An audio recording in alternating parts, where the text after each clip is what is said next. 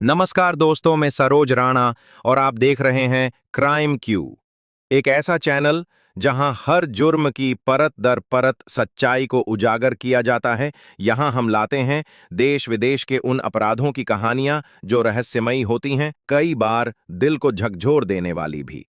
अगर आप हमारे चैनल पर पहली बार आए हैं तो कृपया चैनल को सब्सक्राइब जरूर कर लीजिएगा, ताकि जब भी हम कोई नया और सनसनीखेज जुर्म आपके सामने लाएं, उसकी जानकारी सबसे पहले आपको मिले।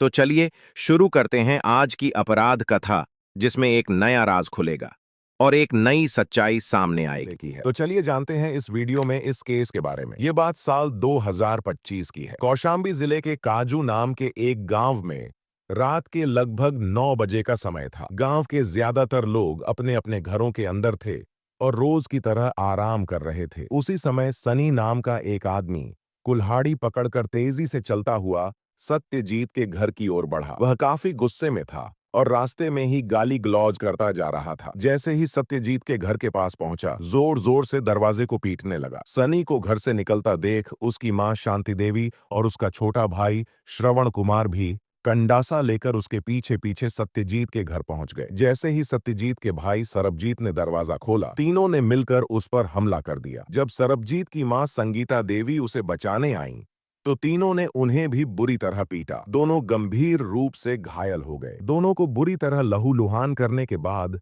तीनों सत्यजीत को खोजने लगे, लेकिन गांव के लोगों का शोर सुनकर वे भाग गए। इस पूरे मामले की खबर ग्राम प्रधान समीर को दी गई। उन्होंने तुरंत यह जानकारी चरवा थाने की पुलिस को दी। जैसे ही पुलिस को सूचना मिली, SHO Jagdish Singh police team के साथ गांव काजू पहुंच गए। मौके पर पहुंचते ही पुलिस ने घायल सरबजीत और संगीता को एम्बुलेंस के जरिए तुरंत जिला अस्पताल भिजवाया। वहां पहुंचते ही डॉक्टरों ने सरबजीत को मृत घोषित कर दिया। वहीं संगीता देवी ने इलाज के दौरान 2 घंटे बाद दम तोड़ दिया। संगीता देवी के पति संगमलाल दिवाकर उस समय मुंबई में टैक्सी चलाते थे। जब उन्हें इस घटना की जानकारी मिली तो वे अगले दिन सुबह फ्लाइट से प्रयागराज पहुंचे। घर में 2 लोगों की मौत देखकर वे फूट फूट कर रो पड़े। घर की बाकी महिलाएं भी रो रो कर बेहाल थीं। डॉक्टरों द्वारा मौत की पुष्टि होते ही पुलिस ने दोनों शवों को पोस्टमार्टम के लिए भेज दिया।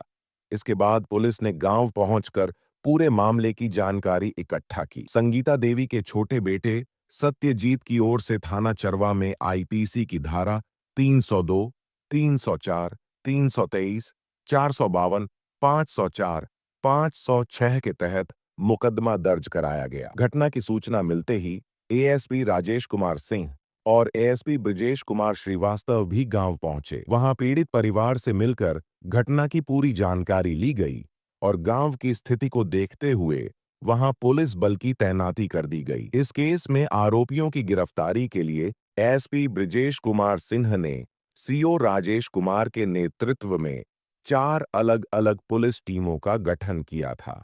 हालांकि इस पूरे मामले में पुलिस की ओर से भारी लापरवाही भी सामने आई थी। पीड़ित परिवार की शिकायत पर एसपी ने कार्रवाई करते हुए लापरवाही बरतने के आरोप में एसएचओ जगदीश कुमार, चौकी प्रभारी और बीट ड्यूटी पर तैनात एक सिपाही को तत्काल प्रभाव से सस्पेंड कर दिया। इस घटना के एक आरोपी श्रवण कुमार को पुलिस ने उसी रात हिरासत में ले लिया था और उससे सख्ती से पूछताछ की गई। इस हत्याकांड का मुख्य आरोपी सनी वारदात के बाद मौके से फरार हो गया था। पुलिस को शक था कि वह ट्रेन से किसी दूर जगह भाग सकता है। इसी कारण पुलिस ने प्रयागराज से पटना के बीच आने वाले 13 रेलवे स्टेशनों पर उसकी तस्वीर भेज दी थी ताकि वह जल्दी पकड़ में आ सके। सनी काफी चालाक था, इसलिए उसने भागने के लिए रास्ते में 3 बार ट्रेनें बदलीं। फिर भी पुलिस उसकी निगरानी में सफल रही। पुलिस ने उसका मोबाइल नंबर सर्विलांस पर डाल रखा था। तभी उसकी लोकेशन वाराणसी देवरिया रूट पर भटनी रेलवे स्टेशन पर मिली। वहां आरपीएफ इंस्पेक्टर प्रदीप पांडे और जीआरपी भटनी के एसएचओ दिनेश सिंह ने फोटो से पहचान कर उसे पकड़ लिया। सनी को हिरासत में लेकर पूछताछ की गई। पूछताछ में उसने स्वीकार किया कि उसने कुल्हाड़ी से मां बेटों पर वार किया था। वारदात के बाद वह कुल्हाड़ी काजू गांव के एक खंडहर में छिपा आया था। यह बात पता चलते ही पुलिस उसे उस जगह ले गई। वहीं सनी ने फिर से पुलिस को धोखा देने की कोशिश की। उसने झोले में से कुल्हाड़ी निकालने के बजाय तमंचा निकालकर पुलिस पर फायरिंग कर दी। इसके जवाब में पुलिस ने भी गोली चलाई, जो उसके बाएं पैर में लगी, जिससे उसे गहरा जख्म हो गया। इसके बाद पुलिस उसे इलाज के लिए मेडिकल कॉलेज ले गई, जहां उसका उपचार चल रहा था।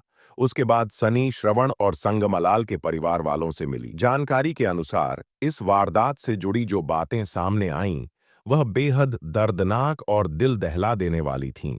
यह पूरी घटना उत्तर प्रदेश के कौशाम्बी जिले के अंतर्गत आने वाले काजू गांव की है। इसी गांव में संगमलाल दिवाकर का परिवार रहता था। संगमलाल का परिवार छोटा था। वह मुंबई में टैक्सी चलाते थे। उनका बड़ा बेटा सरबजीत उर्फ भी मुंबई में ही रहकर फर्नीचर का काम करता था। उनकी पत्नी संगीता अपने 16 साल के बेटे आशीष उर्फ सत्यजीत और 10 साल की बेटी के साथ गांव में ही रहती थी। संगमलाल का गांव आना जाना बहुत कम होता था, लेकिन सरबजीत कभी कभी 1-2 महीने में गांव जरूर आता था। सत्यजीत गांव में ही रहकर मजदूरी का काम करता था। सरबजीत कई बार उसे मुंबई ले जाने के लिए सोचता था, लेकिन मां और बहन को गांव में अकेला छोड़ना नहीं चाहता था। इसलिए सत्यजीत गांव में रहकर मजदूरी करता था और खाली समय में इधर उधर घूमता रहता था। संगमलाल के घर के पास ही संतोष सरोज का मकान था। संतोष सरोज के पास गांव में थोड़ी सी खेती योग्य जमीन थी और उनका परिवार भी छोटा ही था। संतोष सरोज का बड़ा बेटा सनी सरोज पटना में रहकर अपने पापा संतोष सरोज के साथ ही काम करता था, जबकि छोटा बेटा श्रवण सरोज गांव में ही अपनी मां और बहन रागिनी के साथ रहकर अपना जीवन बिता रहा था। यहाँ जिस लड़की को रागिनी कहा गया है, उसकी असली पहचान और उसकी निजता को छुपाने के लिए नाम को बदल दिया गया है। श्रवण हर रोज सुबह सुबह खाना खाकर अपने काम पर निकल जाता था। उसके जाने के बाद उसकी मां शांति देवी खेतों में काम करने चली जाती थी। ऐसे में घर पर केवल रागिनी ही अकेली रह जाती थी। एक दिन की बात है, सत्यजीत किसी जरूरी काम से गुजरते हुए संतोष सरोज के घर के सामने से निकल रहा था। उसी वक्त रागिनी अपने घर के दरवाजे पर खड़ी थी। जैसे ही सत्यजीत की नजर उस पर पड़ी, उसे एहसास हुआ कि रागिनी छुपकर हमेशा उसकी ओर ही देखती रहती है। उसकी नजरों में कुछ ऐसा था कि सत्यजीत का मन उसी पल ठहर गया। काम खत्म करने के बाद जब वह अपने घर पहुंचा, तो भी रागिनी का वह देखना बार बार उसके दिमाग में घूमता रहा। वह यह सोचकर उलझन में था कि रागिनी उसे इस तरह क्यों देख रही थी। सत्यजीत कोई ऐसा अनजान लड़का नहीं था जो लड़कियों की नजरों के मतलब को समझ ना पाए। उसे लगा कि रागिनी की नजरों में कुछ खास था। उसी शाम वह फिर से जानबूझकर रागिनी के घर के सामने से गुजरा, लेकिन इस बार रागिनी दिखाई नहीं दी। पर जब वह लौटने लगा, तो रागिनी अचानक अपने घर के बाहर आ गई। उसे देखते ही सत्यजीत को यकीन हो गया कि रागिनी के मन में उसके लिए जरूर कुछ भावनाएं हैं। इसके बाद सत्यजीत ने जानबूझकर रोज किसी न किसी बहाने उस गली से गुजरना शुरू कर दिया। एक दिन ऐसा आया जब दोनों की नजरें आपस में मिलीं और रागिनी के चेहरे पर हल्की सी मुस्कान आ गई। उसी पल सत्यजीत को एहसास हुआ कि वह भी उसे चाहने लगी है। अब वह उसे पाने की बेचैनी से भर गया। धीरे धीरे दोनों की चाहत मोहब्बत में बदल गई और वे एक दूसरे के दीवाने बन गए। हालांकि वे दोनों जानते थे कि यह रास्ता आसान नहीं है और शायद मंजिल तक न पहुंचे, फिर भी उन्होंने एक दूसरे का साथ पकड़ लिया। कुछ ही समय में उनका प्रेम संबंध शुरू हो गया और दोनों छुपकर मिलने लगे। समय बीतता गया और उनका प्यार और भी गहरा होता गया। शुरुआत में उन्होंने पूरी कोशिश की कि किसी को इस बारे में खबर ना लगे, लेकिन एक दिन ऐसा आ ही गया जब गांव वालों को उनके प्यार की भनक लग गई। गांव में यह बातें फैलने लगीं और फिर उनके घर वालों तक भी यह चर्चा पहुंच गई। सबसे पहले यह बात रागिनी की मां शांति देवी को मालूम हुई। जैसे ही उन्हें शक हुआ, उन्होंने रागिनी को प्यार से समझाया। मां की बात सुनकर रागिनी चुप हो गई और सफाई देते हुए कहने लगी कि गांव वाले उसे झूठा बदनाम कर रहे हैं और सत्यजीत से उसका ऐसा कोई रिश्ता नहीं है। यह बात जब सत्यजीत को पता चली, तो उसने कुछ दिन तक उस गली से जाना बंद कर दिया। कुछ समय के लिए मामला शांत हो गया, लेकिन कुछ दिनों के बाद सत्यजीत फिर से उसी गली में घूमने लगा और रागिनी को देखने के बहाने ढूंढने लगा। रागिनी का बड़ा भाई सनी सरोज, जो पटना में रहता था, बहुत कम ही गांव आता था। जब वह कुछ समय बाद गांव आया, तो उसे मालूम हुआ कि उसकी बहन और सत्यजीत को लेकर गांव में तरह तरह की बातें हो रही हैं। यह सुनते ही सनी गुस्से से भर गया और उसका दिमाग घूम गया। उसने कई बार प्यार से सत्यजीत को समझाया कि यह काम बिल्कुल सही नहीं है। तेरी वजह से हमें गांव में शर्मिंदगी का सामना करना पड़ रहा है। जैसे मेरे घर में मेरी बहन है, वैसे ही तेरे घर में भी तेरी बहन है। सोच, अगर तेरी बहन के साथ भी कोई ऐसा व्यवहार करने लगे तो तुझे कैसा महसूस होगा। इसीलिए तेरे लिए बेहतर यही है कि मेरी बहन से दूर ही रहो। सनी की चेतावनी सुनकर सत्यजीत उस समय चुपचाप वहां से खिसक गया। उसके बाद वह कई दिनों तक बाहर भी नहीं निकला। फिर सनी ने अपनी बहन को भी डांटा फटकारा। कुछ दिन गांव में रहकर सनी फिर से पटना चला गया।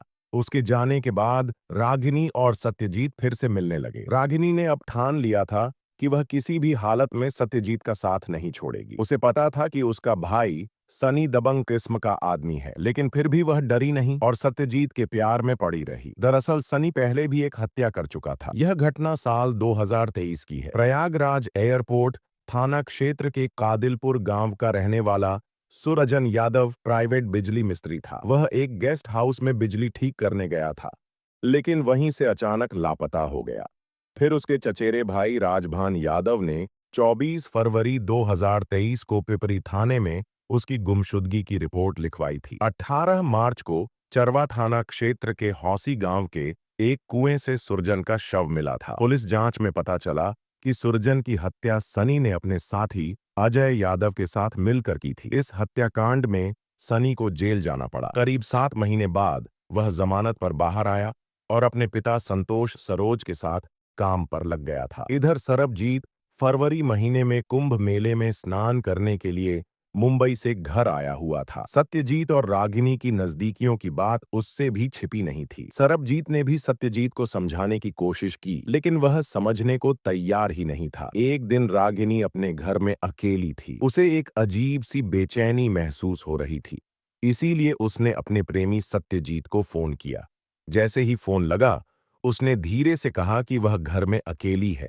साथ ही यह भी कहा कि अगर वह आना चाहे तो आ सकता है, लेकिन पूरी सावधानी से आना पड़ेगा ताकि कोई देख ना ले। उस समय सत्यजीत अपने घर पर ही बैठा था। रागिनी से बात होते ही वह तुरंत घर से निकल पड़ा। उसने इधर उधर देखा और पूरी सतर्कता बरतते हुए चुपचाप रागिनी के घर के अंदर दाखिल हो गया। सत्यजीत को घर में देखकर रागिनी को थोड़ी घबराहट तो हुई, लेकिन उसका प्रेम इतना गहरा था कि वह डर को भूलकर मुस्कुराकर उसका स्वागत किया। रागिनी बोली, तुम बिन रहना बहुत मुश्किल हो गया है। हर पल तुम्हारी यादें दिल को चुभने लगती हैं। सत्यजीत भी उसी हालत में था। वह भी रागिनी की मोहब्बत में दीवाना था। वह रागिनी से बोला, मेरा भी हाल बिल्कुल तुम्हारे जैसा ही है। दोनों एक दूसरे में खोए हुए थे कि तभी रागिनी की नजर अचानक दरवाजे की तरफ गई। उसकी माँ शांति देवी घर की तरफ आ रही थी। उन्हें आते देख रागिनी डर से कांप उठी। वह झटपट वहां से निकलकर अंदर कमरे में चली गई। वह घबरा गई थी कि अब मम्मी के सामने क्या बहाना बनाएगी कि सत्यजीत उसके घर क्यों आया है। रागिनी के मन में कई बातें एक साथ चलने लगी। तभी मौका देखकर सत्यजीत चुपचाप वहां से निकल गया, लेकिन वह इतनी जल्दी में था कि अपनी चप्पलें पहनना भूल गया। वे चप्पलें रागिनी के कमरे के पास ही पड़ी रह गईं। अब सत्यजीत को उन्हीं चप्पलों की चिंता सताने लगी। थोड़ी देर बाद शांति देवी घर में आई। उन्होंने उन चप्पलों को देखा, लेकिन उस पर कुछ खास ध्यान नहीं दिया। लेकिन जैसे ही रागिनी की नजर उन पर पड़ी, वह तुरंत उन्हें छिपाने की कोशिश करने लगी। वह उन्हें छिपा ही रही थी कि तभी उसका भाई श्रवण घर आ गया। उसकी नजर उन चप्पलों पर पड़ गई और उसने उन्हें देखते ही पहचान लिया। उसने पहले कई बार सत्यजीत को वही चप्पलें पहने देखा था। अपने घर में सत्यजीत की चप्पलें देखकर श्रवण हैरान रह गया। उसने तुरंत रागिनी और अपनी माँ से पूछा कि ये चप्पलें किसकी हैं। दोनों ने मिलकर कह दिया कि उन्हें नहीं मालूम। श्रवण को यह बात हजम नहीं हुई। वह जानता था कि जब वह घर से निकला था तब ये चप्पलें वहां नहीं थीं। फिर उसके बाहर जाते ही वे कैसे आ गईं? तभी उसकी माँ ने भी बताया कि वह काफी देर से खेत पर थी। सारी बातों को जोड़कर श्रवण को यकीन हो गया कि कोई न कोई बात जरूर छिपाई जा रही है। उसने उन चप्पलों को उठाकर रख लिया और गांव की ओर निकल गया। गांव के रास्ते में चलते हुए उसे सामने से सत्यजीत आता दिखा। उसने ध्यान से उसके पैरों की तरफ देखा। इस बार उसने दूसरी चप्पलें पहन रखी थीं। यह देखकर श्रवण का शक और पक्का हो गया कि जरूर वह उसकी गैर मौजूदगी में घर आया था। वैसे भी उसे पहले ही पता था कि रागिनी और सत्यजीत के बीच कुछ चल रहा है। अब उसके शक को मजबूती मिल गई थी, लेकिन उसने अब भी कुछ कहा नहीं और सारी बात को अपने मन में ही रख लिया। अगली सुबह सत्यजीत अपने बड़े भाई सरबजीत को साथ लेकर अपनी चप्पलें लेने रागिनी के घर पहुंच गया। उस समय घर में केवल रागिनी और उसकी माँ शांति मौजूद थीं। जब सत्यजीत ने अपनी चप्पलें मांगी तो रागिनी ने उन्हें देने से साफ इनकार कर दिया। उसी समय घर में श्रवण भी आ पहुंचा। उसके आने के साथ ही माहौल और ज्यादा खराब हो गया। श्रवण ने जैसे ही सत्यजीत से पूछा कि वहां चप्पलें क्यों आई थीं, तो सत्यजीत ने कोई साफ जवाब नहीं दिया। इससे दोनों के बीच बहस शुरू हो गई। बातचीत इतनी गर्म हो गई कि नौबत हाथापाई तक पहुंच गई। झगड़ा इतना बढ़ गया कि दूसरे लोगों को आकर बीच बचाव करना पड़ा। उसके बाद यह विवाद का मामला पंचायत तक पहुंच गया। ग्राम प्रधान ने दोनों पक्षों को समझाकर घर भेज दिया, लेकिन सनी की मां शांति देवी को यह फैसला मंजूर नहीं था। इसलिए वे इस मामले को लेकर थाने पहुंच गईं। शांति देवी ने थाने में सत्यजीत के खिलाफ रागिनी से छेड़छाड़ की लिखित शिकायत दे दी, लेकिन पुलिस ने इस झगड़े को ज्यादा गंभीरता से नहीं लिया। दोनों पक्षों को समझा बुझाकर घर भेज दिया गया, लेकिन श्रवण और उसकी मां को पुलिस की यह कार्यवाही बिल्कुल भी ठीक नहीं लगी। इस बात की जानकारी शांति देवी ने फोन पर अपने बड़े बेटे सनी को दी। यह सुनते ही सनी ने मन ही मन यह ठान लिया कि अब वह सत्यजीत को सबक जरूर सिखाएगा। उसे इस बात की बहुत ग्लानि हो रही थी कि गांव में उसकी बहन को लेकर तरह तरह की बातें हो रही हैं, जो वह सहन नहीं कर पा रहा था। सनी गुस्से में उसी रात पटना से गांव के लिए रवाना हो गया। रात में घर पहुंचने के बाद जब उसने पूरी घटना सुनी तो वह आग बबूला हो गया। फिर उसने अपने छोटे भाई श्रवण और मां शांति के साथ मिलकर संगम लाल के घर हमला बोल दिया। पुलिस ने सनी और श्रवण को गिरफ्तार कर जेल भेज दिया, जबकि शांति देवी इस रिपोर्ट के लिखे जाने तक फरार थी। पुलिस उसकी तलाश में लगी हुई थी। इस पूरे मामले का सबसे दुखद पहलू यह रहा कि प्रेम में उलझे सत्यजीत को खुद तो कुछ नहीं हुआ, लेकिन उसके कारण उसकी मां और भाई को सजा भुगतनी पड़ी। सत्यजीत के प्यार की वजह से संगमलाल का पूरा परिवार बर्बाद हो गया। एक ही घर में दो मौतें हुईं, जिससे दुखों का पहाड़ टूट पड़ा। वीडियो में बताई गई जानकारी केवल जानकारी देने के उद्देश्य से है। हम किसी भी अपराध को बढ़ावा नहीं देते। वीडियो पसंद आए तो लाइक करें, चैनल को सब्सक्राइब करें। यह कहानी एक ऐसे परिवार की है जो देखने में सामान्य लग सकता है। पति बलवीर सिंह चौहान, जो सीआरपीएफ में हेड कांस्टेबल के पद पर तैनात थे, उनकी पत्नी रेखा और उनके 3 मासूम बच्चे। परिवार को किसी भी प्रकार की आर्थिक तंगी नहीं थी। जीवन शांतिपूर्वक चल रहा था। लेकिन जब जिंदगी की सतह के नीचे छिपे रहस्य उजागर हुए, तो पूरे समाज को यह सोचने पर मजबूर कर दिया कि इंसान कब, कैसे और क्यों अपनी सीमाएं लांघ जाता है। रेखा, जो 3 बच्चों की मां होने के साथ साथ एक वफादार पत्नी की भूमिका में भी थी, आखिर ऐसा कौन सा खालीपन महसूस कर रही थी जिसने उसे इस हद तक धकेल दिया कि उसने अपने ही पति के खून का षड्यंत्र रच डाला। और वह भी अकेले नहीं, बल्कि उसी विभाग के एक अन्य जवान रवि कुमार पनिका के साथ मिलकर। एक ऐसा जुर्म जिसमें प्रेम, विश्वासघात, लालच और हत्या सभी कुछ शामिल था। आज की इस कहानी में हम जानेंगे कि आखिर रेखा और रवि की योजना क्या थी, बलवीर की मौत कैसे हुई और किस तरह पुलिस ने इस पूरी गुत्थी को सुलझाया। यह सिर्फ एक हत्या की कहानी नहीं है, बल्कि यह कहानी है उस रिश्ते की जो प्यार की आड़ में साजिश और धोखे का दूसरा नाम बन गया। चैनल को सब्सक्राइब कर लेना। चलिए शुरू करते हैं। सूरज सिर पर चढ़ जाने के बावजूद बलवीर सिंह चौहान सोकर नहीं उठे तो उनकी पत्नी रेखा को चिंता हुई। दीवार पर टंगी घड़ी में उस समय सुबह के 9 बज चुके थे। अपनी दिनचर्या के मुताबिक वह सुबह 6 बजते ही उठ जाते थे। 55 वर्षीय बलवीर सिंह चौहान सीआरपीएफ में हेड कांस्टेबल थे। रेखा ने छत के फर्श पर दरी बिछाकर सो रहे पति को पहले तो आवाज देकर जगाने की कोशिश की, लेकिन जब वह नहीं उठे तो उसने पति को हिला डुलाकर उठाने की कोशिश की, लेकिन बलवीर के शरीर में कोई हरकत नहीं हुई। तो रेखा समझ गई कि अब वह इस दुनिया में नहीं रहे। उनकी मौत हो चुकी थी। पति के शव के पास बैठी रेखा जोर जोर से रोने लगी। मां के रोने की आवाज सुनकर उसके तीनों बच्चे दौड़े भागे छत पर पहुंचे। मां को रोते देख वे भी हकीकत समझ गए इसलिए वे भी पिता की मौत पर रोने लगे। अचानक बलवीर के घर में रोने की आवाज सुनकर पड़ोसी उनके घर पहुंचने लगे। लेकिन यह बात किसी के गले नहीं उतर रही थी कि चौहान साहब की अचानक मृत्यु कैसे हो गई। जिसने भी बलवीर सिंह की मौत की खबर सुनी, हैरान रह गया। रेखा ने फोन करके पति की मौत की सूचना सीआरपीएफ के अधिकारियों को दे दी थी। हेड कांस्टेबल बलवीर की अचानक मौत की सूचना पाकर अधिकारी भी चकित रह गए। मामला संदिग्ध था। अधिकारियों ने स्थानीय पुलिस को सूचना दी। बलवीर की मौत की सूचना मिलने के कुछ देर बाद माधवनगर थाने के इंस्पेक्टर रघुवीर सिंह, ईएसपी अमरेंद्र सिंह और ईएसपी सिटी रविंद्र वर्मा बलवीर के घर पहुंच गए। पुलिस अधिकारियों ने सबसे पहले छत का मुआयना किया, जहां बलवीर सिंह चौहान का शव बिस्तर पर पड़ा हुआ था। पुलिस अधिकारियों ने बारीकी से लाश का मुआयना किया।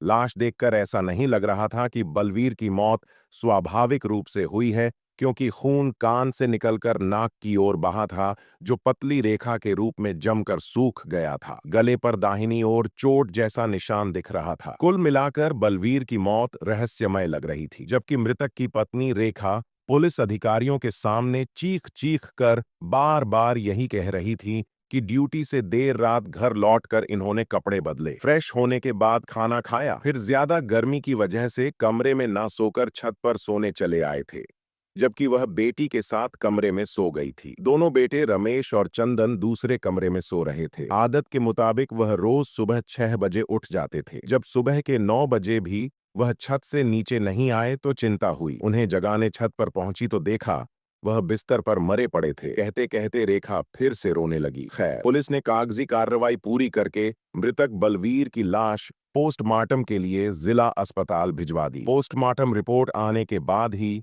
बलवीर की मौत की सच्चाई मिल सकती थी। यह 18 जून 2020 की बात है। हेड कांस्टेबल बलवीर सिंह चौहान की रहस्यमय मौत से पूरी बटालियन में शोक था। खुशमिजाज और अपनी बातों से सभी को गुदगुदाने वाले चौहान साहब सदा के लिए खामोश हो चुके थे। पुलिस अधिकारियों को जिस बात की आशंका थी, वह पोस्टमार्टम रिपोर्ट में सच साबित हुई। बलवीर की मौत स्वाभाविक नहीं थी, बल्कि उनकी गला दबाकर हत्या की गई थी। पोस्टमार्टम रिपोर्ट में साफ तौर पर बताया गया था, बलवीर की मौत गले की हड्डी टूटकर सांस रुकने से हुई थी। पोस्टमार्टम रिपोर्ट आ जाने के बाद आईजी राकेश गुप्ता ने ईएसपी सिटी रविंद्र वर्मा को घटना का जल्द से जल्द पर्दाफाश करने का आदेश दिया। आईजी का आदेश मिलने के बाद एएसपी सिटी रविंद्र वर्मा ने उसी दिन अपने ऑफिस में मीटिंग बुलाई। मीटिंग में एएसपी अमरेंद्र सिंह और माधवनगर थाने के इंस्पेक्टर रघुवीर सिंह भी शामिल थे। रविंद्र वर्मा ने एएसपी अमरेंद्र सिंह के नेतृत्व में एक टीम का गठन कर दिया। घटना की मॉनिटरिंग एएसपी अमरेंद्र सिंह को करनी थी। थाना प्रभारी रघुवीर सिंह के साथ साथ अमरेंद्र सिंह खुद भी घटना के एक एक पहलू पर नजर गड़ाए हुए थे। इधर रिपोर्ट में हत्या की बात सामने आने के बाद पुलिस ने मृतक की पत्नी रेखा की तहरीर पर अज्ञात के खिलाफ भादंवी की धारा 302/2001 के तहत मुकदमा दर्ज कर लिया। जांच की जिम्मेदारी इंस्पेक्टर रघुवीर सिंह को सौंपी गई। रघुवीर सिंह ने फूंक फूंक कर एक एक कदम आगे बढ़ाते हुए जांच शुरू की। उनके सामने सबसे बड़ा सवाल यह था कि बलवीर की हत्या किसने और क्यों की। उनकी मौत से सबसे ज्यादा फायदा किसे होने वाला था। इन सवालों का जवाब बलवीर के घर से ही मिल सकता था। इसलिए उन्होंने चौहान की मौत की वजह उनके घर से ही खोजनी शुरू की। विवेचना के दौरान मृतक की पत्नी रेखा का चरित्र संदिग्ध लगा तो पुलिस की नजर उसके क्रियाकलापों पर जम गई। पुलिस ने रेखा का मोबाइल नंबर लेकर सर्विलांस पर लगा दिया। साथ ही उसके मोबाइल फोन की कॉल डिटेल्स निकलवाकर उसके अध्ययन में जुट गई। इसी बीच पुलिस को एक खास जानकारी मिली। पता चला कि रेखा से पहले बलवीर की 2 शादियां हुई थीं। उनकी पहली पत्नी ने आत्महत्या कर ली थी, जबकि दूसरी पत्नी की एक हादसे में मौत हो चुकी थी। सन 2003 में बलवीर ने रेखा से शादी की थी। बलवीर के तीनों बच्चे रेखा से ही जन्मे थे। 2003 में बलवीर और रेखा की उम्र में करीब 20 साल का अंतर था। इससे भी बड़ी बात यह थी कि पति पत्नी दोनों के रिश्ते खराब थे। दोनों के बीच झगड़े होते रहते थे। पुलिस ने रेखा के फोन की कॉल डिटेल्स का अध्ययन किया तो पता चला कि घटना वाली रात रेखा की एक ही नंबर पर कई बार बातचीत हुई थी। आखिरी बार दोनों के बीच उसी नंबर पर करीब 11:30 पर बात हुई थी। तमाम सबूत रेखा के खिलाफ थे। वैज्ञानिक साक्ष्यों के आधार पर पुलिस यह मान चुकी थी कि बलवीर की हत्या में उसकी पत्नी रेखा का ही हाथ है। शक के आधार पर पुलिस रेखा को हिरासत में लेकर थाने ले आई। थाना प्रभारी रघुवीर सिंह ने इसकी सूचना एएसपी अमरेंद्र सिंह को दे दी थी। सूचना मिलते ही एएसपी अमरेंद्र सिंह उससे पूछताछ करने के लिए, सर, पति की हत्या मैंने ही अपने प्रेमी रवि के साथ मिलकर की थी, मुझे माफ कर दीजिए। प्यार में अंधी होकर मैंने ही अपने हाथों अपना घर उजाड़ दिया। इसके बाद रेखा पति की हत्या की पूरी कहानी सिलसिलेवार बताती चली गई। हेड कांस्टेबल बलवीर सिंह चौहान की हत्या के मामले से पुलिस ने 72 घंटे के भीतर पर्दा उठा दिया था। रेखा का प्रेमी रवि भी सीआरपीएफ का जवान था। वह शहडोल में तैनात था। पुलिस जब उसे गिरफ्तार करने शहडोल पहुंची तब तक वह फरार हो गया था। अगले दिन एएसपी अमरेंद्र सिंह और एसपी रविंद्र वर्मा ने मिलकर प्रेस वार्ता की। पत्रकारों के सामने भी रेखा ने अपना जुर्म कबूल लिया। उसने पति की हत्या की जो कहानी बताई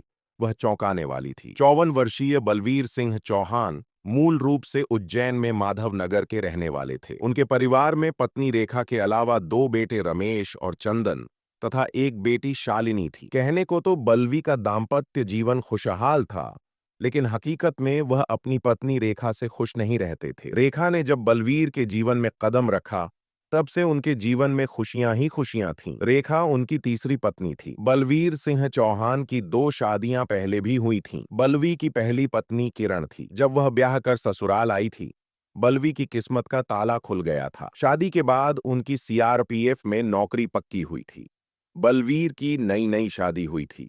घर में नई दुल्हन आई थी। अभी किरण के हाथों की मेहंदी का रंग फीका भी नहीं पड़ा था कि उसे अकेले घर पर छोड़ बलवीर नौकरी पर चले गए। रात में पत्नी जब बिस्तर पर होती तो पति के बिना बिस्तर काटने को दौड़ता था। वह बेचैन हो जाती थी। पति की दूरियां उससे बर्दाश्त नहीं हो रही थीं। जब सब कुछ बर्दाश्त के बाहर हो गया तो किरण ने कमरे के पंखे से झूलकर आत्महत्या कर ली। पत्नी की आत्महत्या से बलवीर बुरी तरह टूट गए। वह बेपनाह मोहब्बत करते थे, लेकिन नौकरी के फर्ज और घर की जिम्मेदारी के बीच पिसकर उन्होंने 28 साल की उम्र में पत्नी को खो दिया था। पत्नी की मौत के बाद से बलवीर गुमसुम रहने लगे। पूरी जिंदगी सामने थी, अकेले काटना मुश्किल था। इसी नजरिए से माँ बाप उनकी दूसरी शादी की सोचने लगे। बलवीर सरकारी नौकरी में थे, इसलिए उनकी दूसरी शादी के लिए कई प्रस्ताव आए। काफी सोचने के बाद माँ बाप ने उसकी दूसरी शादी आभा से करवा दी। जब आभा बलवीर की जिंदगी में पत्नी बनकर आई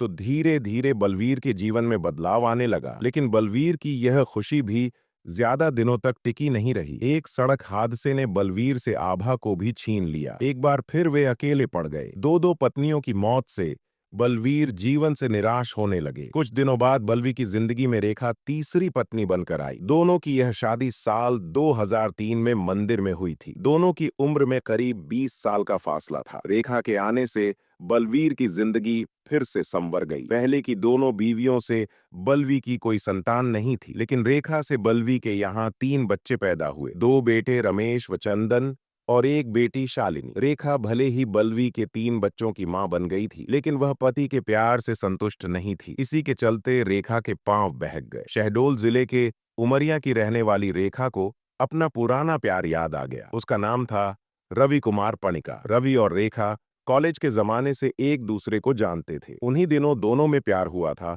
लेकिन दोनों के सपने पूरे नहीं हुए थे। रेखा बलवीर की जिंदगी की डोर से बंध गई थी। यह बात घटना से करीब 4 साल पहले की है। रेखा का वही प्यार एक बार फिर से जाग उठा।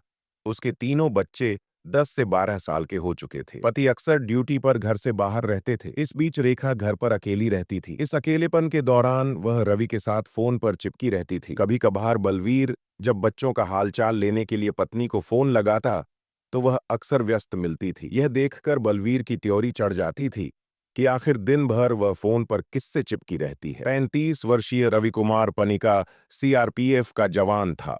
वह रायपुर के जगदलपुर में तैनात था, शादीशुदा। उसके भी बाल बच्चे थे। उसका परिवार उमरिया में रहता था। बीच बीच में छुट्टी मिलने पर वह घर जाता था। रेखा रवि की पुरानी प्रेमिका थी। कॉलेज के दिनों में दोनों एक दूसरे से जुनूनी हद तक प्यार करते थे। उस समय तो दोनों एक नहीं हो सके थे, लेकिन अब दोनों एक होने को लालायित थे। जब से रेखा ने प्रेमी रवि को दिल से पुकारा था, रवि का दीवानापन हद से ज्यादा बढ़ गया था। रायपुर से नौकरी से छुट्टी लेकर रवि रेखा से मिलने उज्जैन स्थित उसके घर पहुंच जाता था। दोनों अपनी जिस्मानी आग ठंडी करते और फिर रवि रायपुर लौट जाता। रेखा प्रेमी रवि को घर तभी बुलाती थी जब उसके तीनों बच्चे स्कूल में होते थे और पति नौकरी पर। रेखा की इस आशनाई का खेल सालों तक चलता रहा। अब रेखा पति को देखकर वैसा आनंदित नहीं होती थी जैसे पहले हुआ करती थी। पहले की अपेक्षा रेखा के तेवर और रूप रंग में भी बदलाव आ गया था। उसके बदले बदले तेवर और रूप रंग को देखकर बलवीर को उस पर शक गया। ऊपर से हर समय उसके फोन का बिजी आना, यह उसके शक को और बढ़ावा दे रहा था। वह ठहरा एक पुलिस वाला, जिनकी एक आंख में शक तो दूसरी आंख में यकीन होता है। ऐसे में रेखा पति की नजरों से कहां बचने वाली थी। एक दिन बलवीर ने पत्नी से पूछ ही लिया, तुम्हारा फोन अक्सर बिजी क्यों रहता है? जब भी फोन लगाओ तुम किसी से बात करती मिलती हो। किससे बात करती रहती हो? कौन है वह? पति का इतना पूछना था कि रेखा बिदक गई। आप मुझ पर शक करते हो? मैं ऐसी वैसी औरत नहीं हूं जो पति की गैर मौजूदगी में यहां वहां मुंह मारती फिरूं। रेखा ने पति की आंखों के सामने ज्यामिति की ऐसी टेढ़ी मेढ़ी रेखा खींची कि उसकी बोलती बंद कर दी। भले ही रेखा ने अपने त्रिया चरित्र से पति की आंखों पर पर्दा डाल दिया था, लेकिन बलवीर को यकीन हो चुका था कि पत्नी का किसी गैर पुरुष से नाजायज रिश्ता है। इस बात को लेकर अक्सर दोनों के बीच विवाद होता रहता था। रेखा जान चुकी थी कि पति को उस पर शक हो गया है, लेकिन पति नाम के कांटे को वह अपने जीवन से कैसे निकाले समझ नहीं पा रही थी। बात पिछले साल दिसंबर 2019 की है। बलवीर अपने जानकारों से जान चुके थे कि पत्नी का नाजायज रिश्ता उसके पुराने आशिक रवि कुमार पनिका से बन गया है। इसे लेकर दोनों के बीच खूब लड़ाई हुई। घर में शांति और सुकून जैसे गायब हो गया था। जब देखो पति पत्नी के बीच विवाद होता रहता था। माँ बाप के झगड़ों से बच्चे भी परेशान हो चुके थे, लेकिन वे कर भी क्या सकते थे चुप रहने के अलावा। पति से नाराज होकर रेखा प्रेमी रवि के पास रायपुर चली गई। अगले 25 दिनों तक वह उसी के साथ रही। इस दौरान दोनों ने जबलपुर, कटनी, मंदसौर और रायपुर के अलग अलग होटलों में रातें रंगीन की। इसी दौरान दोनों ने बलवीर सिंह चौहान को रास्ते से हटाने की खतरनाक योजना बनाई। योजना ऐसी कि बलवीर की मौत स्वाभाविक लगे और दोनों का लाखों का फायदा हो। रवि ने रेखा को बताया कि बलवीर का एक बड़ी रकम का जीवन बीमा करा दिया जाए। उसकी मौत के बाद वह रकम उसकी पत्नी यानी तुम्हें मिल जाएगी। उस रकम को हम दोनों आधा आधा बांट लेंगे। किसी को हम पर शक भी नहीं होगा और हमारा काम भी हो जाएगा। इस तरह साला बूढ़ा तेरे जीवन से भी निकल जाएगा। फिर हमें मौज मस्ती करने से कोई नहीं रोक सकेगा। पूरी योजना बन जाने के बाद रेखा घर लौट आई और घड़ियाली आंसू बहाते हुए पति के पैरों में गिरकर अपनी गलती की माफी मांग ली। बलवीर ने उसे माफ कर दिया, लेकिन उसे अपना नहीं सके। सामाजिक मान प्रतिष्ठा के चलते बलवीर ने समझदारी से काम लिया। उन्होंने बच्चों को देखते हुए रेखा को घर में पनाह तो दे दी, लेकिन दोनों के बीच गहरी खाई खुद चुकी थी जो पट नहीं सकती थी। रेखा को पति की भावनाओं से कोई लेना देना नहीं था, बच्चों से भी उसका कोई वास्ता नहीं था। वह तो योजना बनाकर अपने रास्ते के कांटे को सदा के लिए हटाने के लिए आई थी। योजना के अनुसार रवि और रेखा ने मिलकर 54 साल के बलवीर का 40 लाख रुपए का जीवन बीमा करा दिया, जिसकी किस्त 45,000 रुपए वार्षिक बनी। पहली किस्त के रूप में रवि ने 25,000 रुपए और रेखा ने 20,000 रुपए यानी कुल 45,000 रुपए फरवरी महीने में जमा करा दिए और निश्चिंत हो गए। अब बारी थी बलवीर को रास्ते से हटाने की। दोनों बेकरार थे कि उन्हें कब सुनहरा मौका मिलेगा। आखिरकार उन्हें वह अवसर मिल ही गया। मई 2020 के आखिरी सप्ताह में बलवीर कुछ दिनों की छुट्टी लेकर घर आए। रेखा यह सुनहरा अवसर अपने हाथों से जाने नहीं देना चाहती थी। 29 मई को फोन करके उसने रवि को बता दिया कि शिकार हलाल होने के लिए तैयार है, आ जाओ। प्रेमिका की ओर से हरी झंडी मिलते ही रवि तैयार हो गया। रवि उन दिनों अपने घर शहडोल आया हुआ था। शहडोल से उज्जैन की दूरी 738 किलोमीटर है थी। सड़क मार्ग से यह दूरी करीब 18 घंटे में तय की जा सकती थी। रेखा के यहाँ करने के लिए रवि 30 मई 2020 को अपनी मोटरसाइकिल से शहडोल से उज्जैन रवाना हो गया। अगले दिन 31 मई को वह उज्जैन पहुंच गया और एक होटल में ठहरा। फिर फोन करके रेखा को बता दिया कि वह उज्जैन पहुंच चुका है। आगे की योजना बताओ। रेखा ने रात ढलने तक होटल में ही रुके रहने को कहा, साथ ही यह भी कि जब वह फोन करे तो घर आ जाए। होटल से रेखा का घर कुछ ही दूरी पर था। रेखा ने रात 11:30 पर फोन करके रवि को घर बुला लिया। साथ ही बता भी दिया कि घर का मुख्य द्वार खुला रहेगा, चुपके से घर में आ जाए। उस समय बलवीर नीचे अपने कमरे में सोए हुए थे और तीनों बच्चे दूसरे कमरे में सो रहे थे। बेचैन रेखा बिस्तर पर करवटें बदल रही थी। ठीक 11:30 पर रवि रेखा के घर पहुंच गया और दबे पांव घर में घुस आया। वैसे भी वह घर के कोने कोने से वाकिफ था। रवि को आया देख वह खुशी से उछल पड़ी और उसकी बाहों में समा गई। थोड़ी देर बाद रेखा जब होश में आई तो बिस्तर पर पति को सोता देख उसने नफरत भरी नजर डाली और रवि को इशारा किया। फिर इशारा मिलते ही रवि ने अपने हाथों से बलवीर का गला तब तक दबाए रखा जब तक उसकी मौत हुई। बलवीर की मौत हो चुकी थी। हत्या की घटना को दोनों स्वाभाविक मौत दिखाना चाहते थे, इसलिए दोनों ने योजना बनाई। रेखा छत पर बिस्तर लगा आई। फिर दोनों बलवीर की लाश उठाकर छत पर ले गए और बिस्तर पर ऐसे लिटा दिया जैसे वह खुद वहां आकर सो गए हों। रेखा और रवि के रास्ते का कांटा हट गया था। सुबह होते ही जब रवि जाने लगा तो रेखा ने उससे कहा कि वह उसे कमरे में बंद कर दरवाजे पर बाहर से सिटकनी चढ़ा दे। रवि ने वही किया जैसा रेखा ने करने को कहा था। सुबह जब बच्चे उठे तो मां का कमरा बाहर से बंद देख चौंके। उन्होंने कमरे की सिटकनी खोल दी। बच्चों ने देखा उनके पिता कमरे में नहीं थे। पापा के बारे में मां से पूछा तो उसने बच्चों से झूठ बोलते हुए कहा कि तुम्हारे पापा देर रात लौटे थे और छत पर सो गए, वहीं सो रहे होंगे। उसके बाद रेखा समय का इंतजार करने लगी ताकि अपना ड्रामा शुरू करे। रेखा और रवि ने बलवीर की हत्या को इस तरह अंजाम दिया था कि उसकी मौत स्वाभाविक लगे, लेकिन पुलिस तहकीकात ने उनके सारे राज से पर्दा उठा दिया। उनके 40 लाख के सपने धरे के धरे रह गए। रेखा तो गिरफ्तार कर ली गई, लेकिन रवि कुमार पानिका फरार था। रवि को गिरफ्तार करने के लिए पुलिस ने कई जगह दबिश दी, लेकिन वह पुलिस की पकड़ में नहीं आ सका। 62 घंटे के भीतर घटना का खुलासा करने पर आईजी राकेश गुप्ता ने पुलिस टीम को 25,000 रुपये नकद देने की घोषणा की। कथा लिखे जाने तक रेखा जेल में थी। कथा पुलिस सूत्रों पर आधारित